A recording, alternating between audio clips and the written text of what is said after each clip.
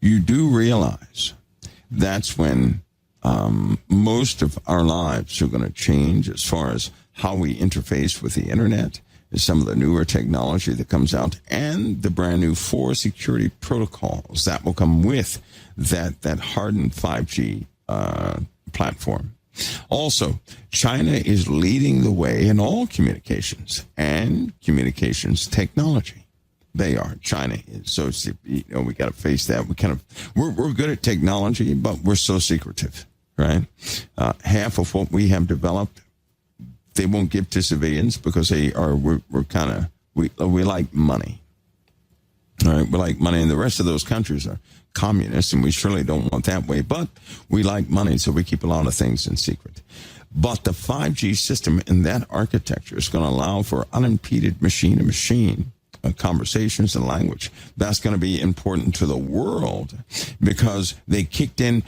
We're having a shortage in products, right? Now, see if this makes sense. I don't want to get into any new conversations right now, but at the same time, we have a problem in logistics with products. At the exact same time, they're rolling out the brand new logistical system with AI. By the way, this artificial intelligence logistical system, the rollout began 3 months ago.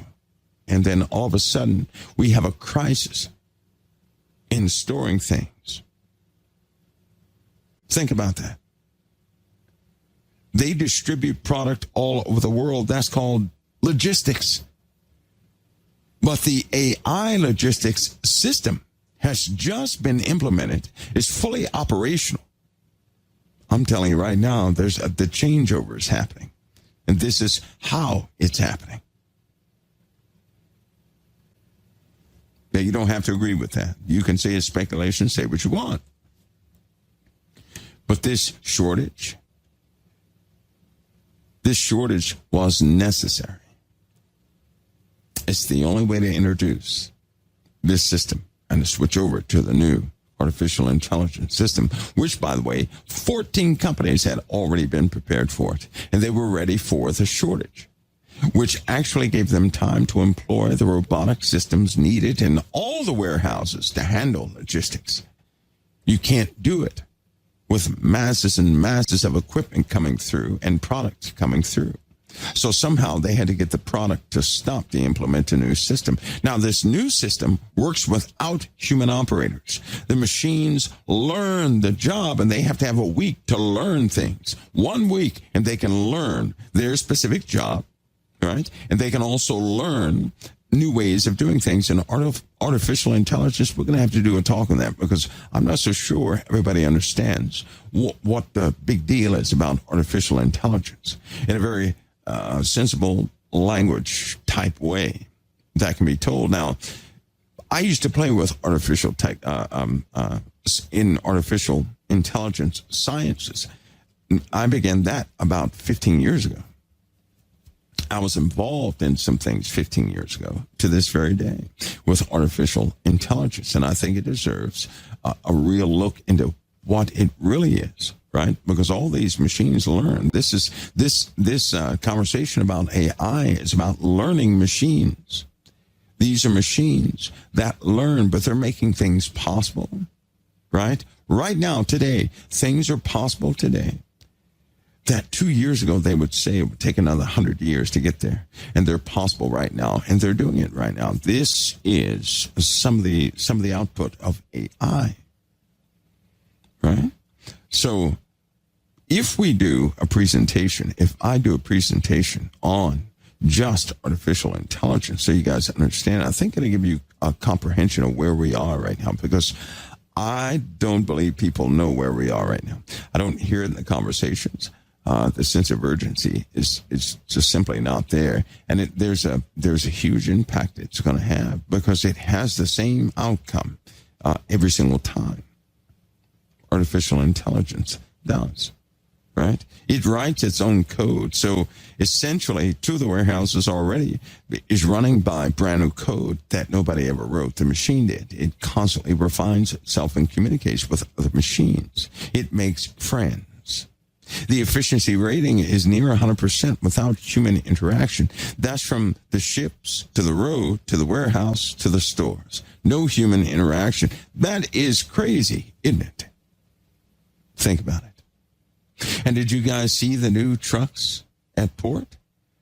Did you happen to get a look at the new trucks that are coming into the ports? They're humans. They don't have a person in the driver's seat.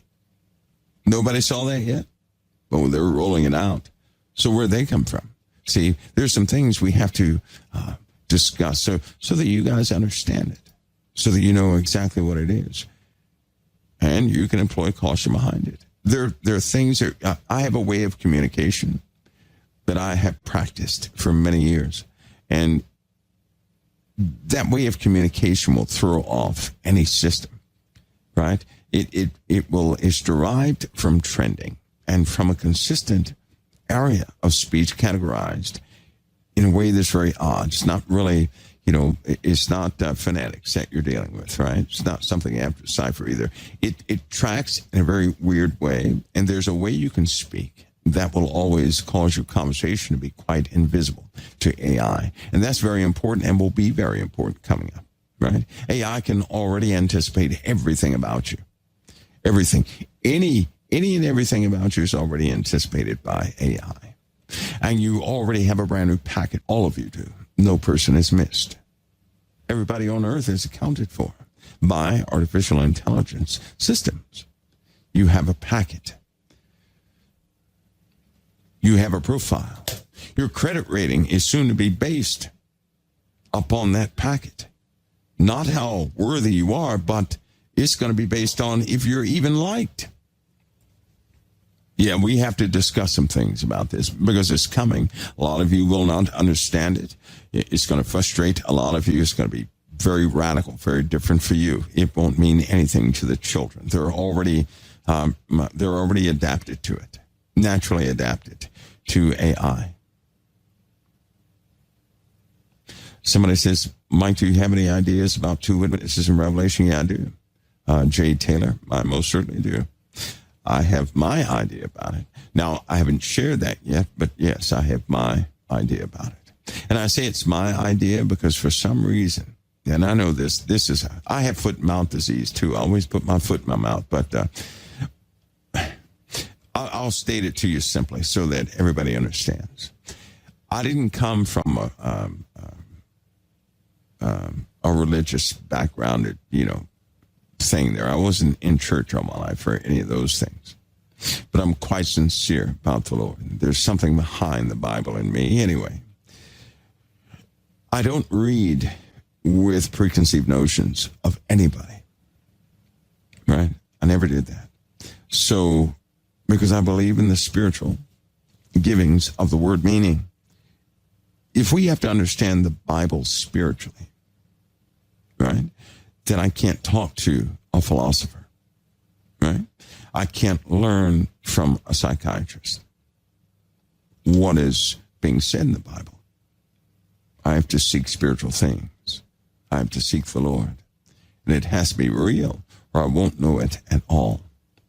So that I'm not spoiled by preconceived notions and what everybody else thinks. I don't read books from other authors. I don't do that. I stick with the Bible. It consumes a lot of my time. The Word does, not other authors and what they think. And I do that. I have to do that because the Lord wants me to be authentic with His Word. And in my case, it would be disingenuous to say anything that anybody else has said, right?